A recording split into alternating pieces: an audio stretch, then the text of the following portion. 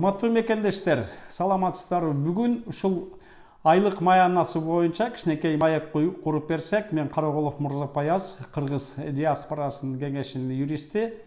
Ошондуктан биздин жарандар жумушка орношкондо 3 күнүн ичинде, ошо жумуш берген, орусча айтканда работодатель 3 күнүн ичинде приказын чыгарып, эмгек книжкасын, трудовой книжкасын ачып, ошондой эле эмгек келишим трудовой договорун 3 күнүн ичинде колуна берүүгө мыйзам боюнча мажбур.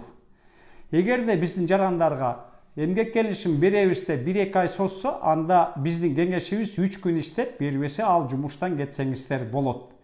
Болбосо, ошол сиз 3 күн иштегенде телефонго тартып, ошол прораб, мисалы үчүн, же менеджер, башкалар менен сүйлөшүп турганыңыздарды жакшынакай кылып тартып, ошол сиздер ошол имаратка киргенде же жумуш ордуңуздарга барганда акыр телефонго тартып, документ алдуу, мындайча айтканда, далил кылып койсоңуздар болот.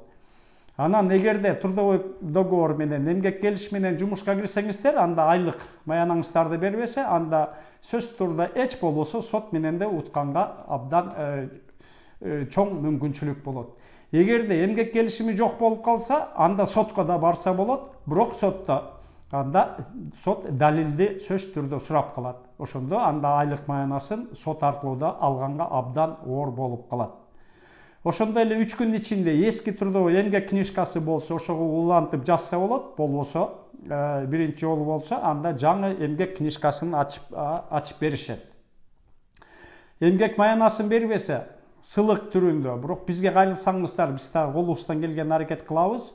Эгерде эмгек келишими болсо, анда бизге да жеңил болот. Эмгек кеңеши болбосо, анда бизге дагы мыйзам чегинде оор болуп калат. Себеби биз мыйзам чегинде гана иштейбиз.